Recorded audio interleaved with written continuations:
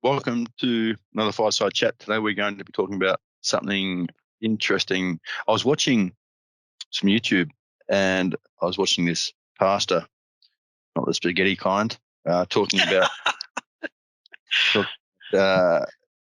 his views on a number of things.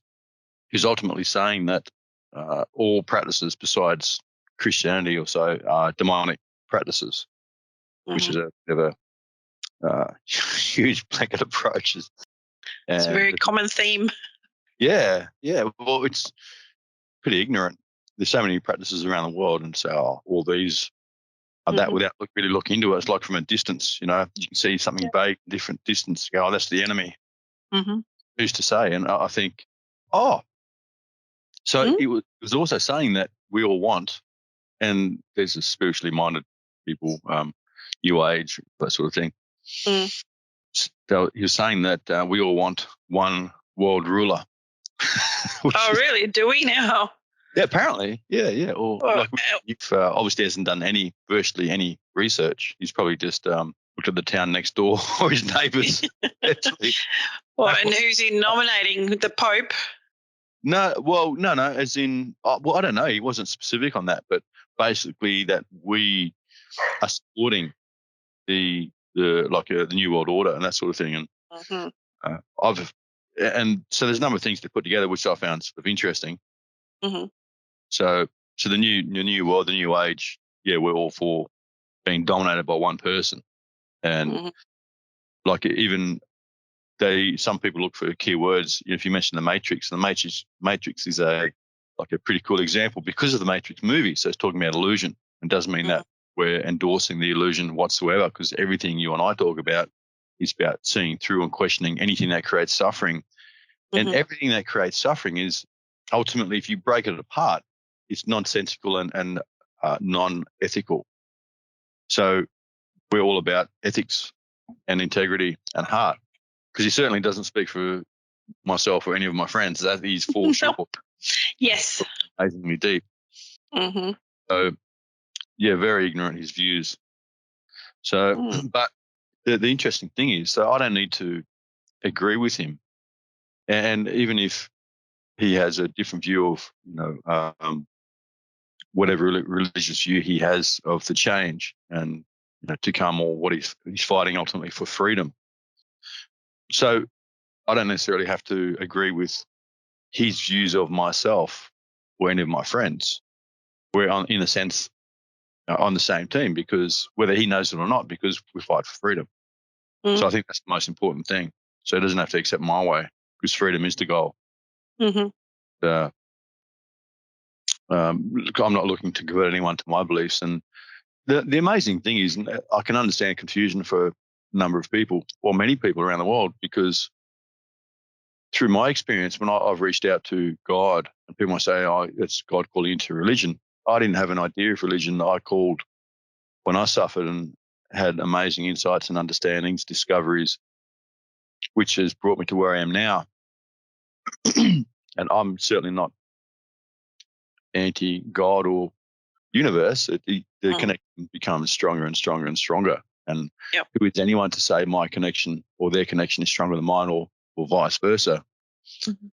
It's irrelevant. What matters is the connection and the meaning, and evidence of that is how you live, and how you, that not just outwardly, but how you live within yourself, of course. Because all true beliefs are rooted in ethics and integrity and heart. And they might have certain restrictions or guidelines, but ultimately should be promoting ethics and heart, love, unconditional love. That's just how I see it. The interesting points they're making, he said that if he wasn't religious, or if he didn't have the belief in the Holy Spirit or so, he can understand the draw card. And he came from a different angle, which this is pretty interesting, that what he's saying, he's written this book, this guy, and based on information, I think he's doing things within the government, and he found God. And this is an amazing thing. Like, God can protect, and like you can find like a sense of God or the Holy Spirit or so, and amongst darkness you can be protected, and amazing things can happen. And I've witnessed things similar to this myself on different levels. that changes the whole way you live. And I devoted myself to God or the universe when I was suffering when I was 21 without any preconceived idea of what that meant. I just thought there can be no greater journey than to serve. Mm-hmm. That wasn't to jump into a specific belief or anything like that. It's like, just guide me, because I don't know what to believe. But there was always that yearning within, and I think that was the fuel. So this preacher, and this is in his book. So I like to listen to different things, and even though I don't agree with a lot of things that's said, it gives interesting points of view. And I don't. It's not a matter of going, oh, I'm only going to listen to what I absolutely think and feel, and it must be in alignment. It's like, no, it just gives. I don't mind getting different perspectives. It's interesting. Exactly. Yeah. Broadens your perspective. Yeah. It gives you things to contemplate and consider, and just things to chew over and get a sense of, in a way. Yeah. It gives you a greater understanding of where other people are coming from sometimes. Yeah, like even with just go crazy now this chat, because on the flat Earth and the globe, it's there is evidence to suggest both, but which evidence is real. But like there's with COVID, with everything, there's two sides, and when the majority of people or society or the media shut out one side, my ears pick up going, yeah, what's threatened here, So yeah, that's right. It's interesting. So this preacher was talking about AI, and he said that this is what the new age, and what he was saying, a very interesting concept, that ultimately with connecting us to the internet, what he's saying is that the theory is that it will increase one's intelligence. And I think this is a good topic, because this will distinguish, make a point that I've mentioned in the past, takes it to a new level in a way, where basically you can upgrade your psyche or your mind. And what they're saying, the theory of this guy is saying, have you got? Sorry, that was the dog. Yeah, for those listening, Linda's German Shepherd carried the food bowl around. A big metal one. And guys, it's time to be fed. I'm fading away here. Yeah. Hint. Yeah, exactly. Yeah. Subtle. Yeah, absolutely. So with the artificial intelligence, he was saying that the average IQ might be, I don't know, somewhere around 100, just over 100, or I'm not sure exactly what it is, but saying that the theory is, and this guy worked in the government, that they might be able to increase one's intelligence to say 1,000, which is insane to think about that. Like a genius is what, maybe 180, I'm not sure, but less than 200, I believe. Yeah, definitely. So what he's saying is that entices people, and it might get to a point where kids, if they're not uploaded to the internet, if they don't have that access, then they can't go to school, they can't learn. So I hadn't really considered that before. But the more the lines are blurred between, science and internet and intelligence, and I can understand it could be absolutely enticing. But the interesting thing is, so this is one of the guys of New Age and uploading, and people talk about. What was the term you used yesterday? We've both seen this. Sheaths, leaves. Sleeves. Sleeves. That's it. Yeah. Sorry. Yes, sleeves. So you can upgrade your body, and who's to say with the technology what they're trying to do, and there'll be a lot of damage, carnage along the way trying to get to this point potentially. But the interesting thing, if we're uploaded, and there has to be certain spyware or antivirus, so to speak, type algorithms, for anything that's uploaded, because everything can be hacked ultimately. Yep. And it's not about to make things unhackable. It just means that you've got to keep upgrading, keep trying to stay one step ahead ultimately. But the amazing thing is, if we were uploaded, and this is what got me thinking when I heard this straight away. It's like, well, that could be enticing. And this guy said, I can definitely understand people being enticed if they could become far more intelligent. Why wouldn't they want to? Why wouldn't they be tempted? But so if you had an IQ of 1,000, for example, it's unimaginable. But imagine things you could create. In a sense, you could create all sorts of things. Yep. And I'm not defending or promoting this aspect, but from a scientific point of view, to some degree, we could probably build things and manufacture and do all sorts of things and create things and get distracted in the creativity or the potential of things. But it doesn't necessarily make you wiser at all. And this is the difference. I feel if we're uploaded and controlled in certain parameters we had to operate within, the same applies to say we can really activate your intelligence. It's like it might be, well, within what parameters? Because a lot of what's going on in the world, any reasoning mind, they shut down so many arguments. So they're trying to shut out the reasoning mind. And the amazing thing is you can have super intelligence without that reasoning mind in certain areas. So that's the concerning part. It's not about, well, one of many, I suppose, but if you could safely use certain parts of the mind to become more intelligent, that's one thing. But intelligence, wisdom can be destructive. And that hunger, it's like a mad gambler almost, that hunger can never be satisfied. So potentially the distractions become enhanced, multiplied. Yep. So, and we're driven ultimately for entertainment and distraction. And the biggest concern for me with where everything's going is everything people are doing. And let's say China, for example, from what I'm aware of, and obviously I haven't lived there, but the information and research that you do on that, the reasoning aspect, so they're hard workers, they can accomplish a lot of things. The reasoning aspect, which is the wisdom aspect of their mind, is shut down. The only way you could, in my view, cope from the moral reasoning and questioning, which is innate in every being, the only way you can cope, I feel, is to distract yourself from that yearning by multiple distractions, and technology can potentially do that. But I just feel if you can't reason, or you can't express yourself, and this is where the issue with where society is going. So promise intelligence and upgrades and that sort of thing, potentially, but we'll offer that providing you never question us. And I'd never make that transition. I'd never make that exchange whatsoever. It's because the freedom is in questioning everything and seeing what sits within you. And, for anyone to go along with anything when it doesn't necessarily sit within the self, you can never be free. That little knot in your solar plexus to say something's not right, we have to follow that. We have to follow that yearning, the inner yearning that something's, or that sense that something's not right. We have to explore that. We can't deny it, because that thorn in our side becomes a sword after a period of time. It could be years.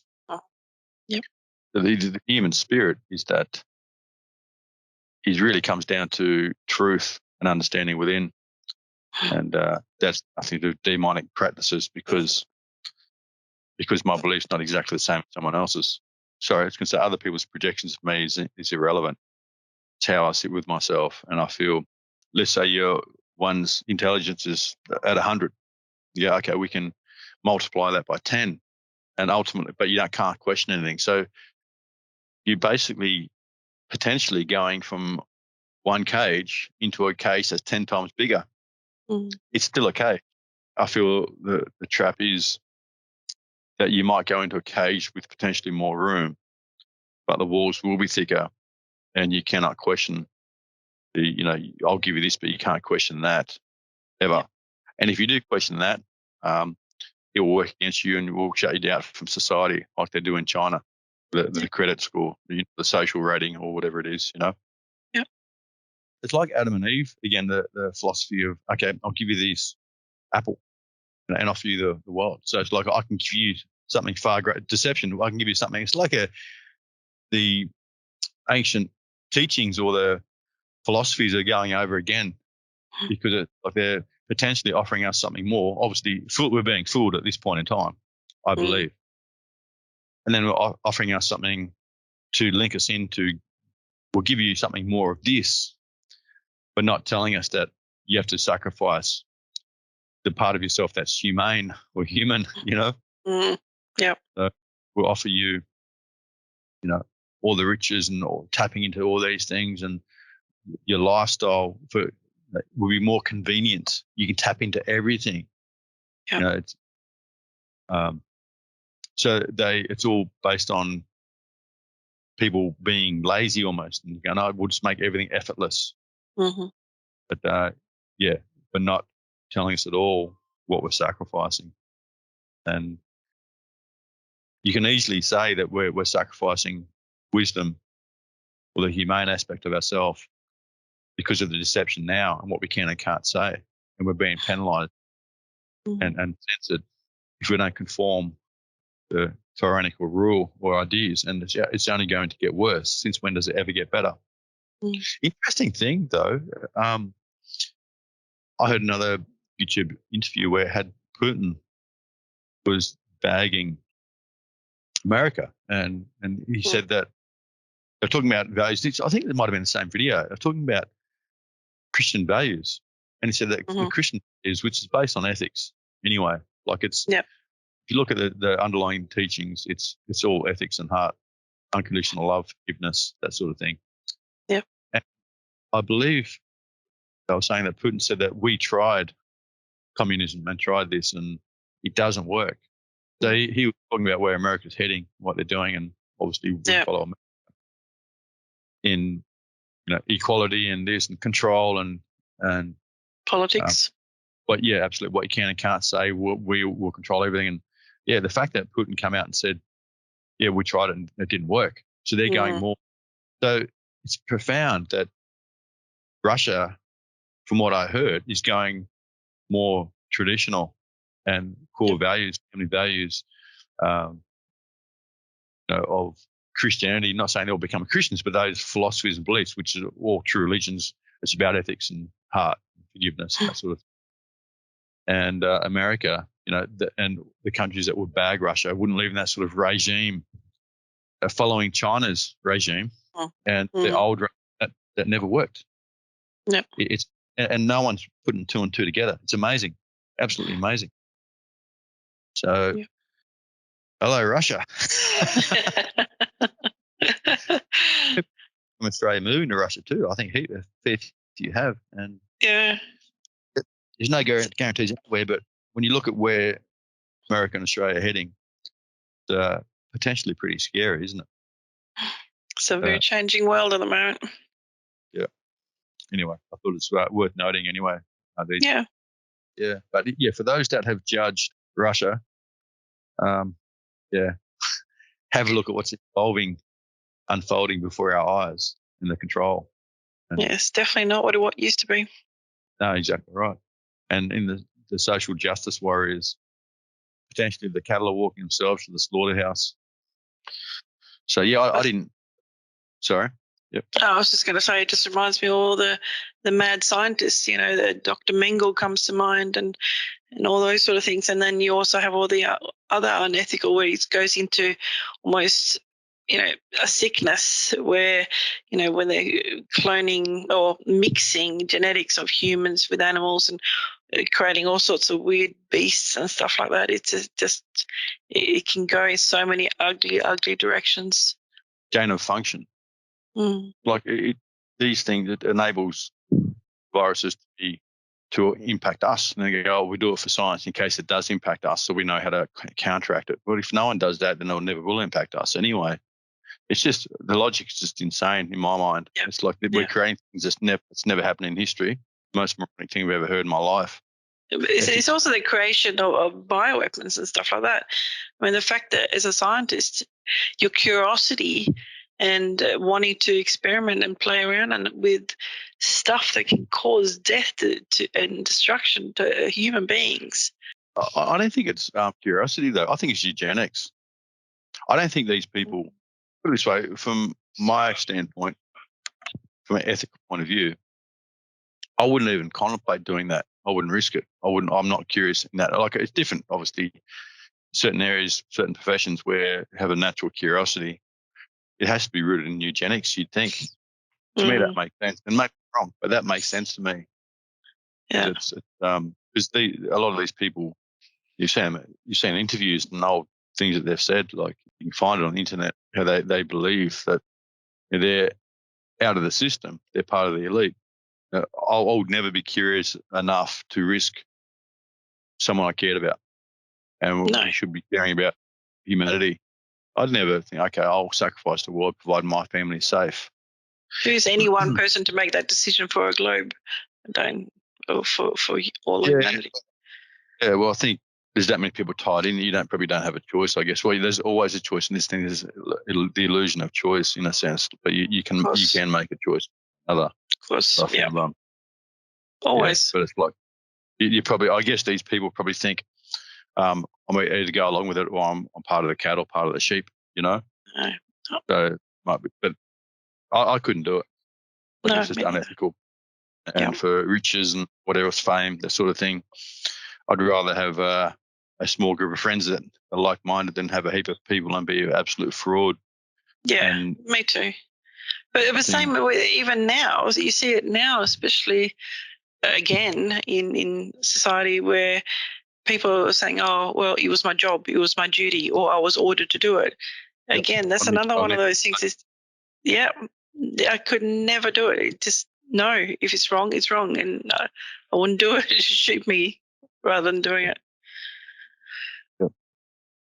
So back to this pastor talking about good and evil, that sort of thing, and subtly on some level, like I think people know that, if you devote your life to the devil, so to speak, or darkness, there's ongoing things you must do anyway. Like, for example, what I mean by that is negativity has to be fed constantly. It's like that is like a mad gambler. There's never enough. It's like any attachment entities, anything that you feed. It's like you have a dysfunctional connection with someone, or you walk in a past place that's been haunted or so, and if you're carrying fear, that certain things can attach, link in. We've all felt drained at different times. So negativity feeds off negativity or fear within itself. So as you learn to be, and this is part of why we promote what we do, freedom, and to become fearless in a sense by letting go, not by destroying things. I'm going to destroy negativity. I'm going to do this. It's about transforming, because as long as there's a war within of good and dark and trying to destroy everything, then you buy into the duality of things in a sense. It's a hard thing to get your head around. But the attitude of transforming everything is, since the universe is made up of all energies, but transform all that you can. That's the attitude to have. That's the healthy attitude. And in there is surrender in that attitude. But I feel knowing you're on the right track, that a sign is that you do not need to constantly feed the positive within you, or you don't have to, heart in itself doesn't need to be fed. You just have to let go let go for that to keep generating itself, because it's a natural way that we are. It's amazing. I just want to point out those listeners, remind them that think about how often you will find ways or remind yourself that you are suffering. And there's a reason for that. If you don't remind yourself, you forget. Yep. And no one owes it to anyone. You do not owe it to anyone to suffer. And any grief that you put yourself through, okay, you put yourself through it. You don't owe it to yourself to suffer or whip yourself constantly. If you can release the suffering, you'll start seeing through releasing and seeing through is the same thing. If you stop beating yourself up and harboring resentment and anger and frustration or shame or guilt, you stop harboring that, you will start seeing through it. And in that, you can start uplifting yourself instead of thinking that you owe it to yourself to suffer. You'll actually minimize your suffering, start seeing through it, and then you'll be able to uplift others and encourage others to cease the suffering, the inner dialogue. So I just feel that the key thing here with all negativity and things we're talking about is, once again, do not fall into the trap of just subtly, or actually I'd put it this way, try and remind yourself, become aware of any negative dialogue throughout every day, and just try and, even if you just write it down. And I'd take a test if you feel up to it. Just carry or you can put on your notes on your phone or a little pad. Every time you think something negative, write it down in a book. It's just writing the time and what the dialogue actually is, and see how often one harbours and feeds, not just harbours, but actually feeds and enhances negativity within. You'd be surprised. So it's a mantra we need to cease, and we don't owe it to ourselves at all to suffer. But you'll become far more aware that for you to keep suffering, you must remind yourself that you're suffering. The negativity within you, or links to you through another, or whether it's a relationship or whether it's something from the past, these links need to be fed. If you stop feeding them, they fall away. Yep. So what I mean by that is obviously connections to others. Yeah. So often if we've had trauma with someone, there's a connection to them on some level. And it's interesting how there's another sign of connection is, you think of someone and within a day or so they call you. And those we don't get along with so much if we haven't worked through the connection with them, or some past experience. So something to be well aware of. Step one is to try and become aware of how often your mind goes in a negative place, and to write down the sort of negative place or the reminder or the triggers that it actually goes to. There's little hints in those triggers of you. It'll help you trace the source, so to speak. So, or the belief or misunderstanding that you are reaffirming by constantly feeding certain aspects or certain sufferings or certain ways of thinking in your day-to-day lives. I couldn't imagine plugging into something or merging with something to get more access to intelligence if it shuts down my wisdom, because I really feel wisdom is the root of happiness and heart. Yep. Wisdom. Exactly. There are plenty of people that are super intelligent, and let's look at these. Let's look at these signs. Super intelligent, but where's the ethics? Where's the wisdom? So can I put this to you then? So if that's the case, which I wholeheartedly agree with, we have academic intelligence that is taught all the time in school, high school, primary school, universities. How do you teach wisdom? Great question.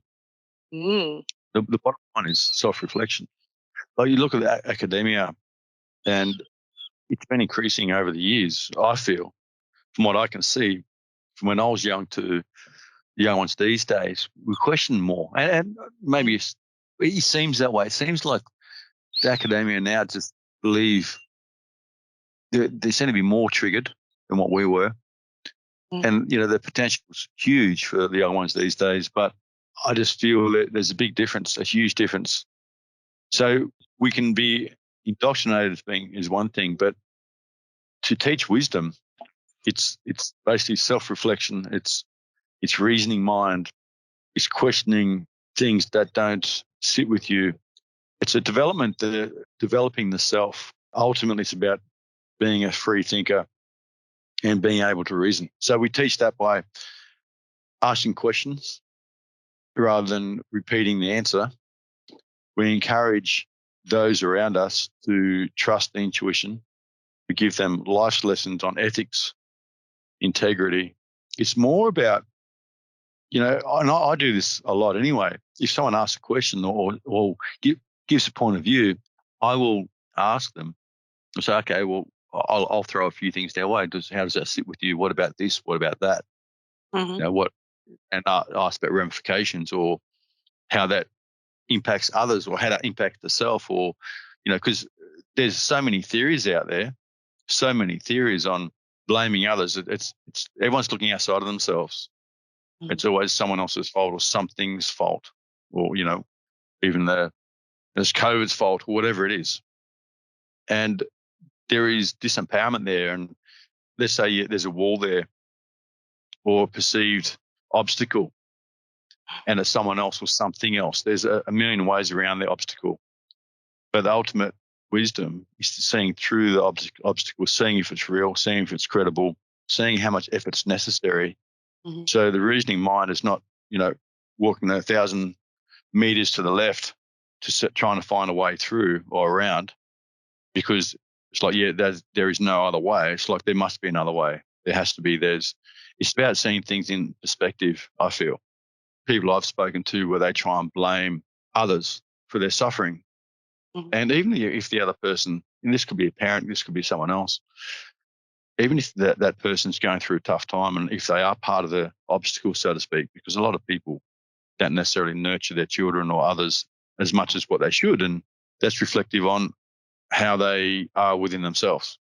Well, I'm thinking one way that you can do is sometimes when people cannot understand how things have gotten to the point that it is, I've often advised people to put yourself in someone else's shoes, just to give them another perspective. And then, I mean, there's many perspectives that you can do that from. You can do that from the other person that's directly involved, but then you can also get it from a third person, that perspective that's not emotionally involved. What's that perspective?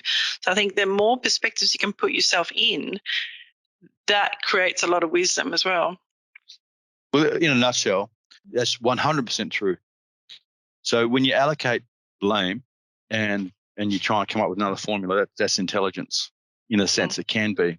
But to understand the parameters, understand the other person, understand the possibilities, that's wisdom.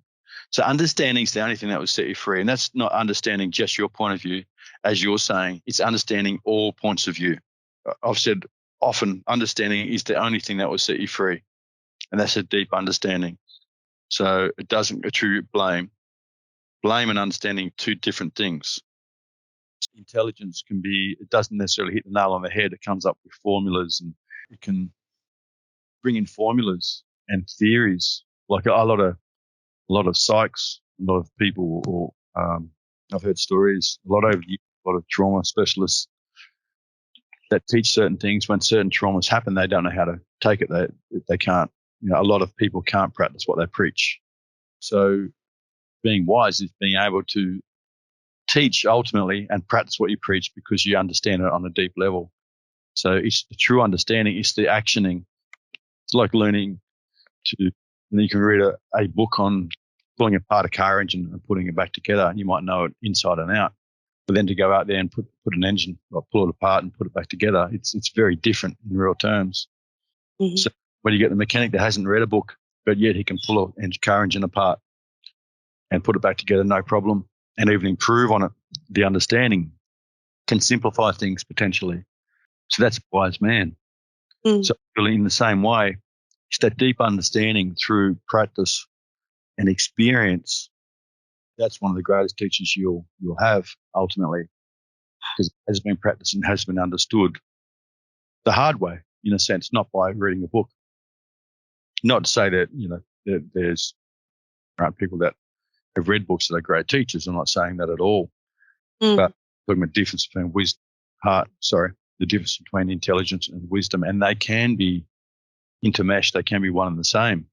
And ultimately, when one is truly wise, they are intelligent. Yeah. Definitely, when one is intelligent, doesn't necessarily mean that they are wise at all, because you've got some brilliant minds that can create and invent. And they throw themselves and are obsessed with creating, making, and doing what they do, what they love to do. And not that there's anything wrong with that either, but a lot of these beings, they throw themselves into their work. Mm-hmm.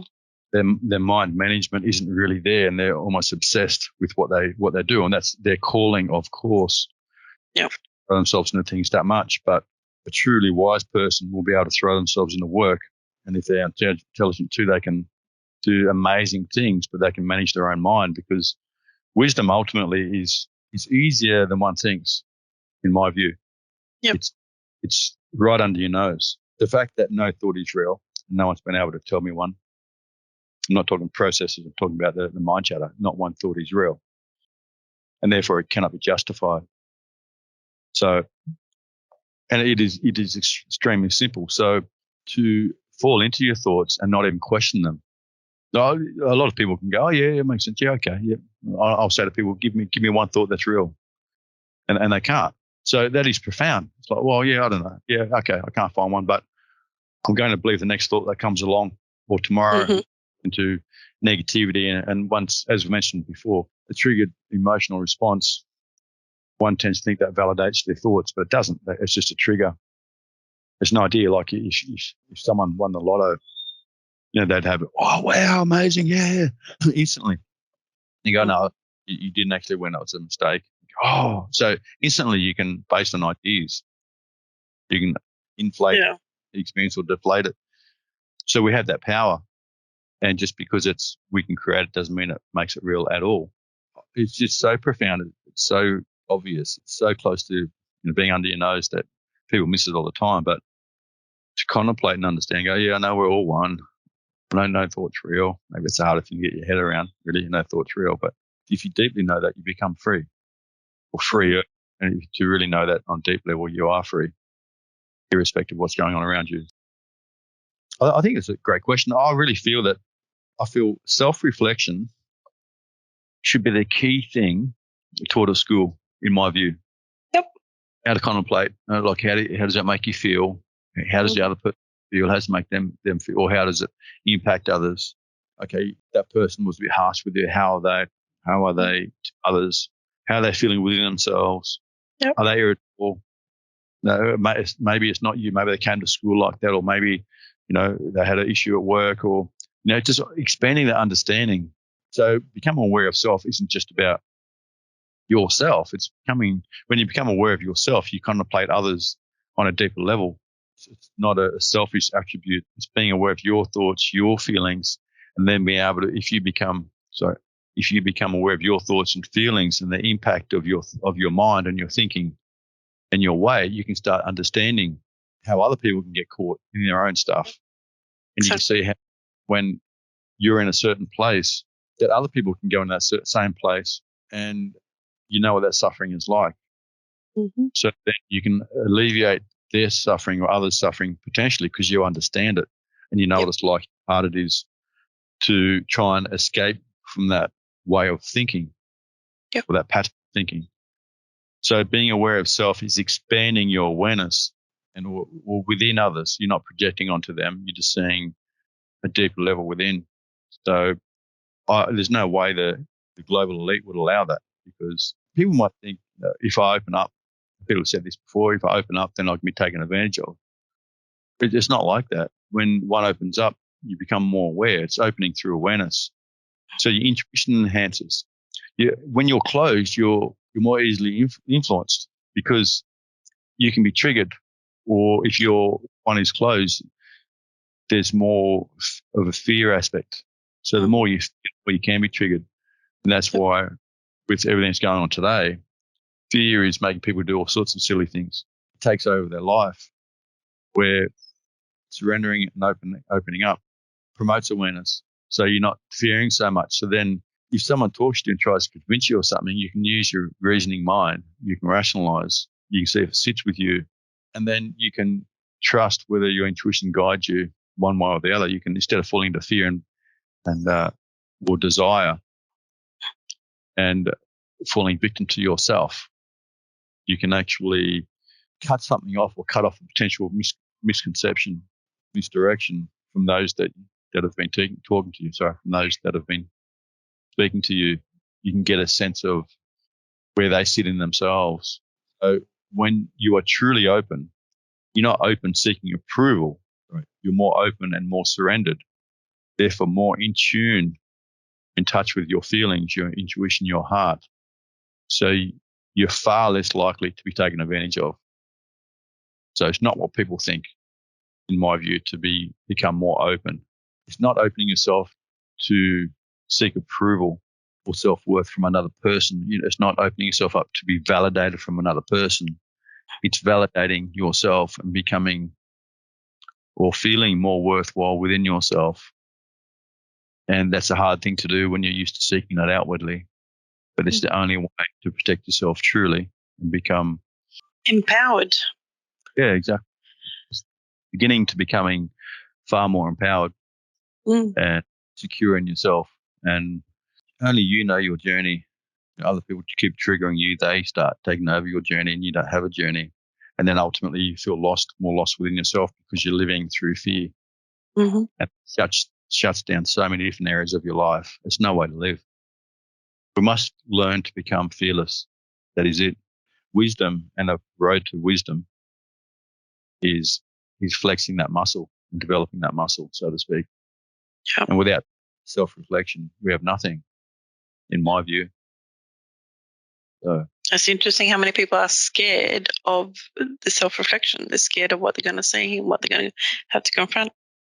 absolutely, it's amazing because that shows that subtly that they know that what they're feeling or what they're seeing or how they're living is brittle.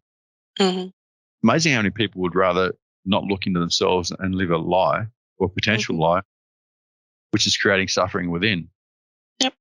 And potentially risk being wrong and liberating yourself. Everything that you see through, misconception you see through within yourself, it is freeing yourself up. Yep. That's how it is. 100%. It's freeing yourself. So one step at a time, one idea at a time, free up, see through, and you'll start discovering a new happiness. And if you don't look at anything, the way you live and your attitude and your suffering will intensify. I can understand because I used to hold on to resentments when I was younger, and it's amazing how things are opposite what we truly think and feel when we're mixed up. So everything that most people think is empowering is actually disempowering. We have to take a chance. If we are suffering, it's not about taking a chance on others, it's taking a chance within yourself. Try and see all the areas where we are possibly wrong, where there's things aren't exactly how we think it is. I reckon I feel we should stop trying to justify. It's basically what I'm thinking, feeling, and try and find many reasons to justify it. If we're suffering, once again, back onto this suffering aspect, if we are trying to find all the reasons to justify our suffering, I just don't understand why you do that long term. You want to find every reason, every resource, every possibility to unravel your suffering and stop justifying it. I don't know any possible good outcome or deep sense of fulfillment that one can achieve or access by justifying any form of suffering within themselves. It literally makes no sense. So it's okay to go, okay, it wasn't my fault.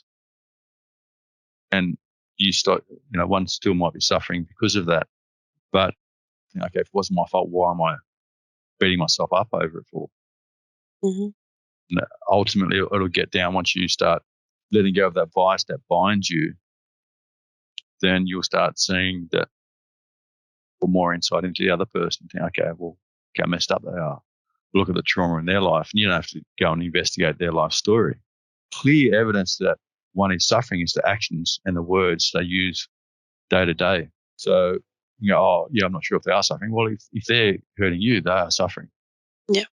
And if they are hurting yourself or anyone else, then they have self-worth issues, and they try and run you down. It's because they're threatened and they're trying to dominate because they feel like they're inadequate. I've gone over this a number of times. If one is secure in themselves, they are not threatened by anyone. So that's a clear sign there. So just because they're squashing you, if they feel threatened by you and therefore are squashing you, then you don't need to justify yourself to them. If you justify yourself to them, they'll become more insecure. So you have to just find peace within yourself and understand that there's something of value within you. Otherwise, they wouldn't even be threatened. Yeah. And you always remember that. It's not you, it's them. If you're wishing harm on another, then clearly it's a sign that you're suffering as well, and you want them to feel the suffering or understand your suffering.